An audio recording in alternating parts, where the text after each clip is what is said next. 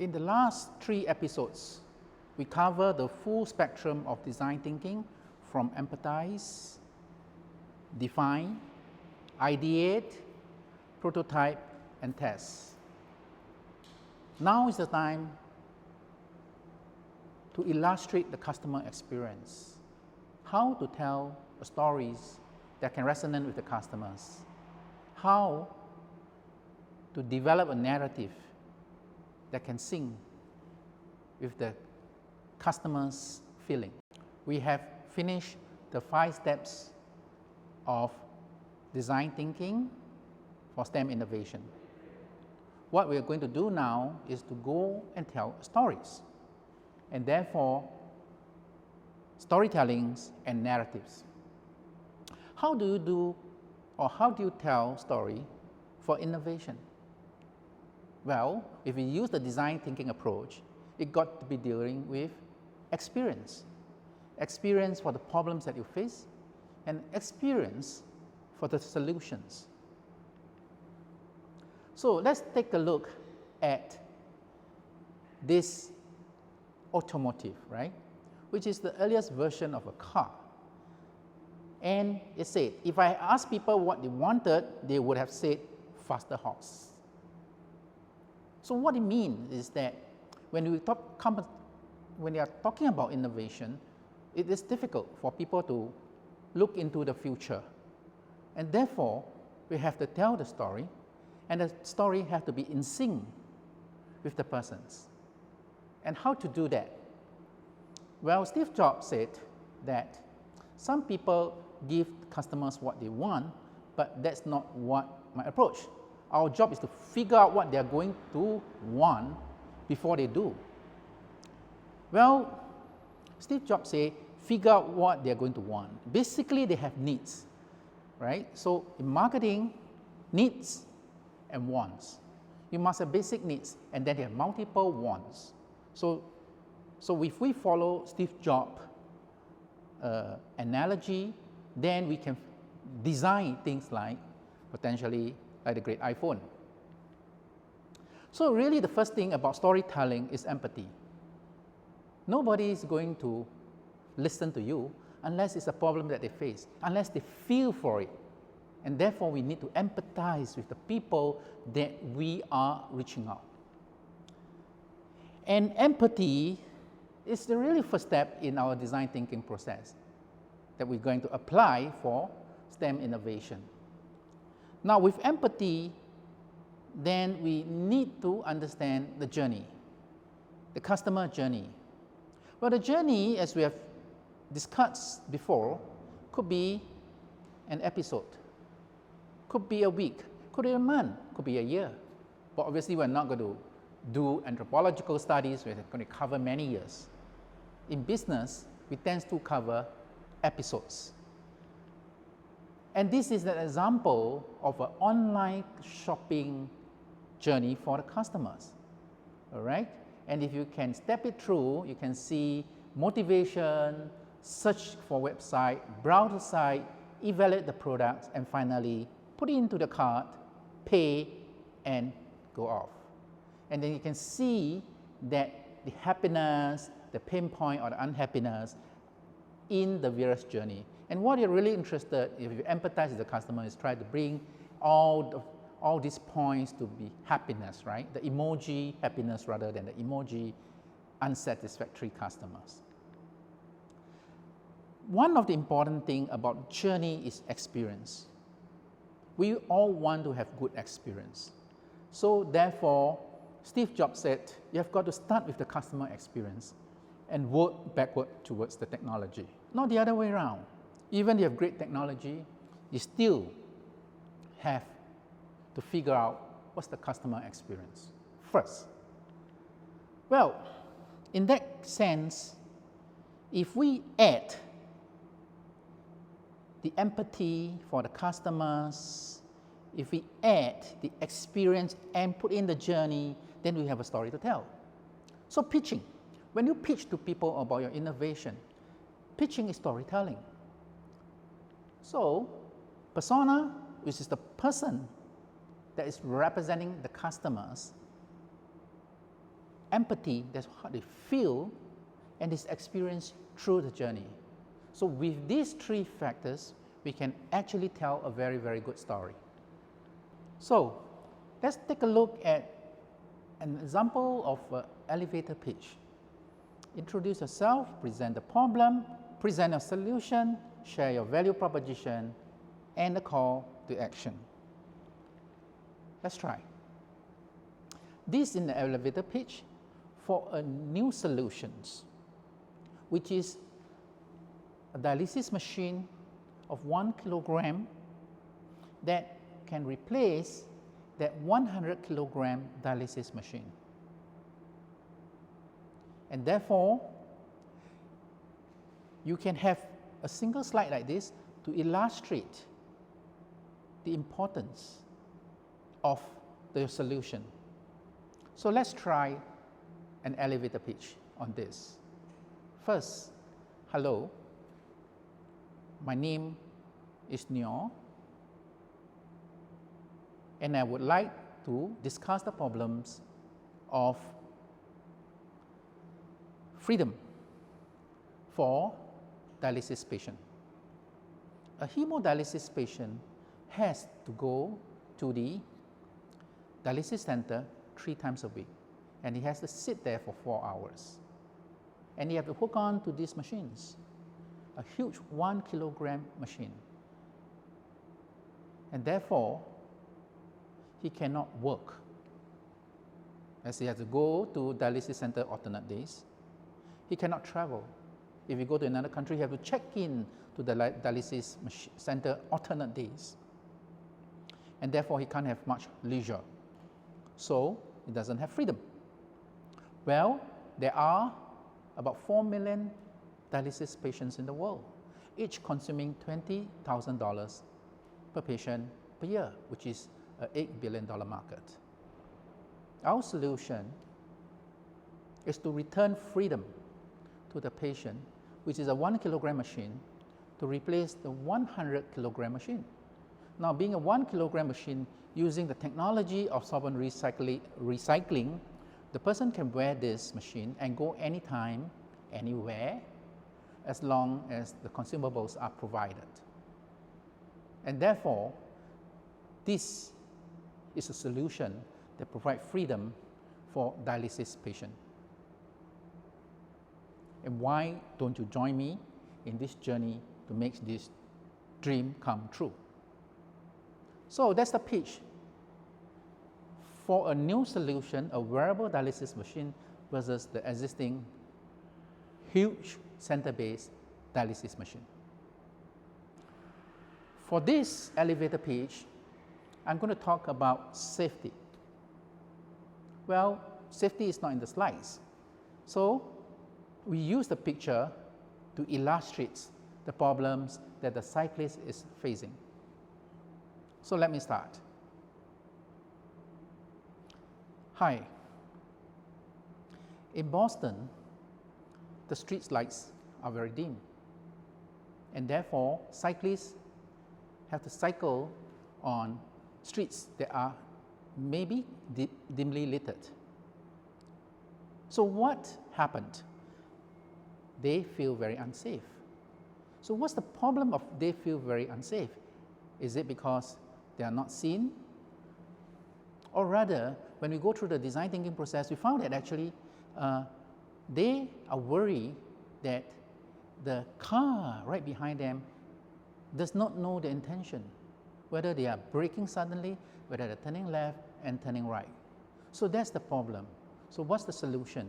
So we have proposed a solution, which is a Lumos helmet, where there's a built-in accelerator. When the cyclist stops suddenly, they'll be operating like a jerking light or braking light, and if the person wants to turn left or right, he can actually don't need to use his hands, but use the button on the bicycle and can indicate left or right. So it's to communicate intention, and therefore provide safety to the problem which is defined by communication to the driver behind. So you see in this elevator pitch, what we're trying is to communicate the issue of safety with the defined problem of communication. And the solution is a LED lights with an accelerator that builds in, that blinks and shows its intents. Well, how about this? The value proposition of peace of mind. So let's start. According to statistics, more than 3,500 babies yearly suffer from sudden infant death syndrome, or SIDS, which means they died during the sleep. And parents, therefore, are worried, which means if they have such disease, they need to be monitored throughout the night. The solution is by outlet oxygen tracker. So the baby who has the symptom will wear this tracker at the foot, which monitors the oxygen level in the blood and shown the reading or alarm to the parents, so the parents have peace of mind. Usually, such device costs $50, but in this case, with the value proposition of freedom and peace of mind, it now is worth $300. All right, so you can see that you can, with one slides, you can actually do a very good elevator pitch. By following the structure, introduce yourself, talks about the problem, talks about the solution, elaborate the value proposition, and then propose what you do or what you want to achieve, call the call to action. So telling a good story is to follow a very simple format, but really the empathy and the customer experiences have to be built in. Therefore, when telling a good story, it is interesting or important to have a title with an impact. So what are the kind of title that have an impact? So the title design can be contrasting titles, dog and cats, irrational exuberance. You're exuberance, but you're irrational. Cold sun, the sun, why is it cold? So this title will attract people, make it exciting, make it that they want to listen to you. Now, interesting titles such as Wandering Earth, which is a movie. The Earth is not wandering, or the Earth is wandering through space. So, Wandering Earth. And about Mission Impossible, Star Wars. Then, a lot of people use Trinity titles. And when I mean by Trinity titles, they follow a very smooth of 3 different topics that all linked together, such as the good, the bad, and the ugly, touch, feel, and experience, eat, live, and breath. This will actually attract a lot of people because it syncs with us. So the wow factors really must be about empathy. The reader must see themselves in the story. Unexpected. It's not normal in our daily life, especially for innovations. And it must be simple, which is easy to understand. Right, so the structure of a good story, and Act 1 will be the introduction. Now, this is where we say, where's the problem, right? So you help you to establish your story setting and tone and introduce the readers to your cast of characters. Generally, for pictures, we always focus on one. Most often, stories start with an inciting incident, a problem, a very serious problem that can tug at the heartstring. Empathy comes into the picture. This is where you both introduce your lead character and put them in a situation that pulls them out of their comfort zone. So for example, we're talking about a cyclist cycling in the night. It's very unsafe. It already gives you the impression that it's very unsafe. a dialysis patient sitting in having to go to a dialysis center, all right? And you can see that he might be dragging himself along because he's tired, and he knows that he's going to sit there for a couple hours, and he's real tired after that. So that is an inciting incident. So in Act 1, we do introduction. Act 2, what should we do? Confrontation. And Act 3, there's a conclusion. Now, if you look at this, another way to look at it is to tell a good story is Act 1 could be a dilemma, something that you face. Act 2 is a struggle. What are you going to do? And Act 3 can be a resolution. So that's one way of telling nice, good stories. So we follow up from Act 2, the confrontation. Here, you explore your character's motivation, flaws, and growth, how they face trials that prevent them for the conclusion of the story. Often things get worse and they have to find solutions. And after that, you can start putting the solutions inside. So you must tap at the heartstring. Act 3 is the conclusion. What actions are your characters taking to tip the balance, right? So if you are pitching for solutions, the characters will be starting to use the solutions. What are they doing? What have they learned? And here you have to reap what you have saw in the introduction. This is link the introduction and the conclusion together so that it is all in sync. How about an alternative, which is use science fiction for innovations? Well, imagine the future. The Jetsons, the flying car. How about this? Where you can see in Star Trek a mobile phone, which is a fruition today. So if we are looking into the future, we can actually paint the character, the story, and the way he used the gadgets, all the equipments, all the inventions, all the innovations, and then paint the big stories out here, and people can then understand what you are getting at. Well, in Star Trek, we see these running lights, what is trying to see through not something beyond, but something that's projected, and now you can use something like maybe the first version of Google Glass and other things that you can actually see through the glass. In Star Trek, we also saw 3D printing, and you have seen that you can print, well, maybe the burgers, maybe the drinks. But of course, the technology is not ready now, but we can print all kinds of stuff by themselves.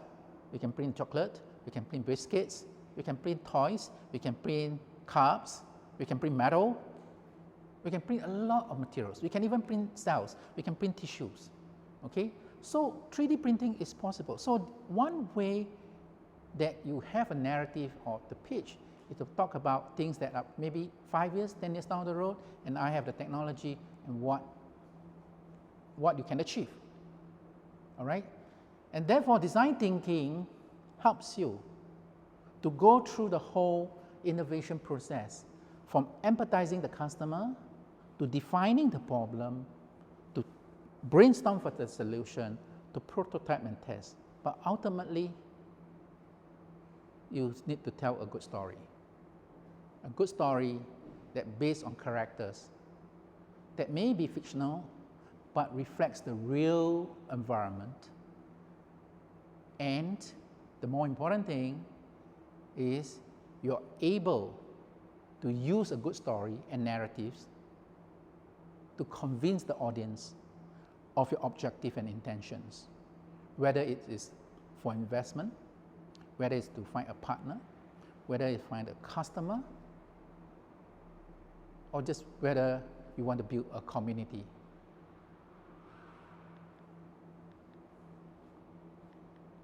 So we have summed up the 4 episodes of STEM innovation, the design thinking approach. And in the design thinking approach, we say that there are 5 steps: empathy, define, ideate, prototype, and test. And to have empathy is to understand your user through the 3 steps of observation, engagement, and immersion. Once you completely understand, you probably will have a journey map.